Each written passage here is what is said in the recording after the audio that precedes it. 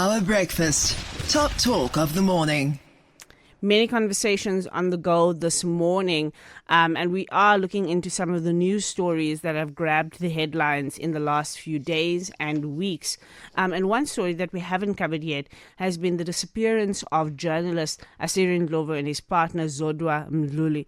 And this story is now evolved to the point that the police are saying that they're moving from just a missing persons case to a hijacking case. On the line with us is Elijah Mhlanga, usually known for his role as a spokesperson in the department, but this morning coming to us as the chairperson of the African Media Communications Forum and speaking here in the story on behalf of the families as well. Elijah, welcome to Power Breakfast. What do the developments mean here for both the journalists and for their families? Yeah, Tessa, good morning, and thank you very much for this one. We have been working on this matter from the start when we realized that our colleague, brother, and friend had gone missing together with his partner. That was from the week of the 18th of February. And since then, we have been working behind the scenes with the police to try find leads because we were worried about their whereabouts and what could have happened to them. So. But along the way, we realized that the investigation was not going in the way that we were expecting, especially because it involved two provinces. It was Gauteng and Mpumalanga, and we needed to do something else. And we sent a letter last week Friday to the National Commissioner of the Police asking him to establish an interprovincial task team to speed up the investigation, and that happened within hours after he got our letter, and the teams that were investigating were made one team, and progress was then made leading to the arrest that were announced yesterday. So it's been a long journey, but at least now the family is hoping that the truth will come out because suspect has since been arrested. Sure, and we're starting to see progress. On the line as well as National Police spokesperson Brigadier Atlanta Mate. Brigadier, thank you so much for joining us this morning. So 4 suspects have now been arrested. How did we get to the point that we have suspects in custody, and does this give us any kind of hope that we will locate these missing this missing couple? Okay. A very good morning, and thank you for the opportunity. As rightly indicated from Mr. Mhlanga, we've been working on this case since their disappearance in February. And this past weekend, we received a letter from the press club requesting us just to look into the matter. And when the National Commissioner received the letter, he immediately mobilized a team that is involving the 2 provinces. So they analyzed the data that they had already collected from February. They roped in the cybercrime unit just to intensify the investigation. And within 24 hours, we had 4 suspects in custody. The first suspect is believed to be the last person who was in the company of the missing couple. And then suspects 2, 3, and 4 were found with vehicle parts that we believe belong to the missing journalist.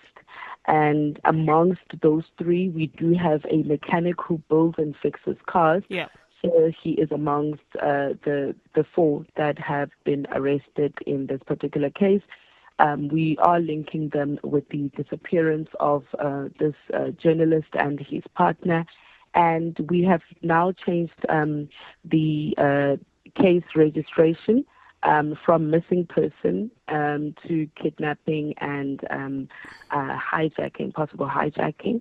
But we've also added house robbery because we are aware that his house in KwaMhlanga was ransacked and appliances were taken. Was this, Atlanta, was this before or after the house break-in? Was that before or after the arrest this weekend? No, before. Before the arrest this weekend, we had already added house robbery because we noticed that there were certain appliances in the house that were missing.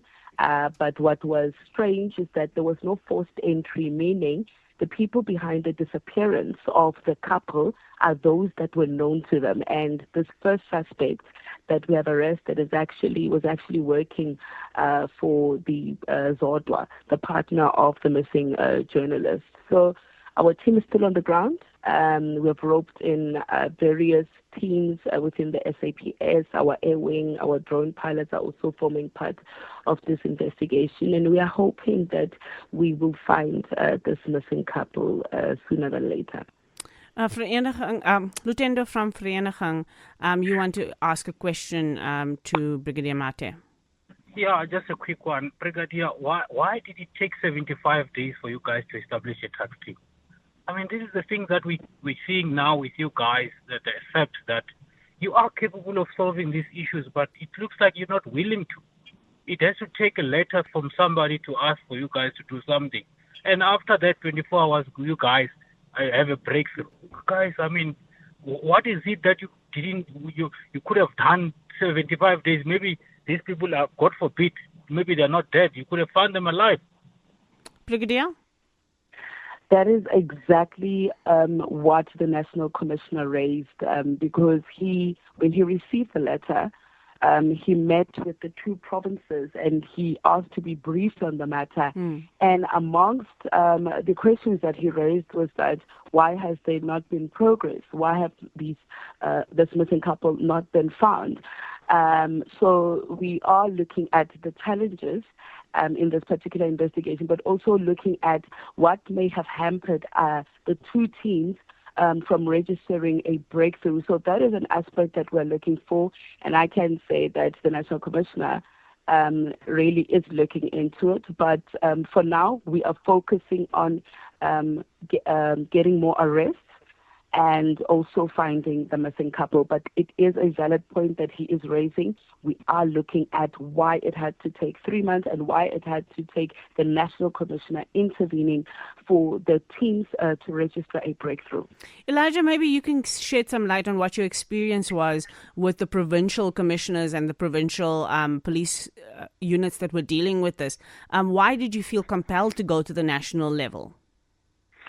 Well, we had been working very closely with the families, and during the conversations, when we were with them, they did indicate their frustration that when they are seeking an update from the Gauteng police, they are sent to Mpumalanga. When they go to Mpumalanga, they are sent back to Gauteng, and that happened for some days and weeks. And we therefore realized, based on analysis, that indeed somebody from the center, somebody from the top needed to take leadership and give a directive that would integrate the teams. And that's exactly what happened when we sent the letter. The National Commissioner realized that indeed that was the right thing to do. And since then, we have seen speed, we have seen deployment of additional resources, we have seen a breakthrough, and the teams have been working around the clock without sleeping. But on the basis of the report that we got from the police when they were briefing us together with the minister and the deputy minister and the president on Sunday, it was clear that a lot of work has been done between the two teams. What was needed was coordination and leadership in terms of making sure that they are fully integrated and working together. So we've achieved that now. That's why we're seeing this progress, and we really, really appreciate it. Brigadier, does this not raise a flag for you about that coordination effort needed from a national level, that kind of the bird's eye view, that this didn't happen in the normal course of events, should be worrying? I think also South Africans, given what's happened in the last few weeks, also with the missing three officers that have been found, that yes, we can see that the police are capable, but it does seem to take extraordinary measures for things that should be done in the normal course of events to actually happen. It takes national media attention. It takes an intervention here. You know, are you not worried that the police is missing out on just a normal course of events, the normal processes being followed without there being alarm? Look, it's isolated incidents really, because when we look at our track record in the past 5 years in terms of missing persons cases that were registered, we have safely reunited 17,968 missing people with their families. So that tells you that a lot of work is being done. Okay. Of that number, of that figure, 15,005 were adults and 2,963 were children under 18 years of age. It is quite concerning what everyone is raising, to say it shouldn't take a letter for these cases to be prioritized and so on, because the National Commissioner is the last point of call. Yeah. He's got 9 provincial commissioners under him.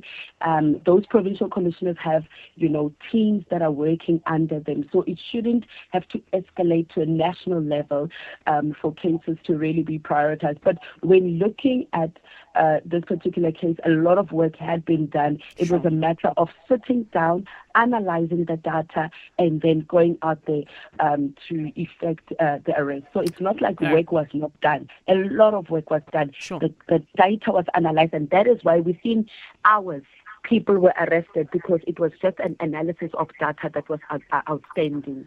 Well, then also kudos to the journalists that have been following this, Elijah Mahlanga and your team there at the African Media Communicators Forum, working with the families. Thank you so much for going the extra mile and making sure this happens. And thank you as well to Brigadier Atlenda Mate for joining us this morning and giving us the details on how this went from a case that was dragging to really quick, swift action.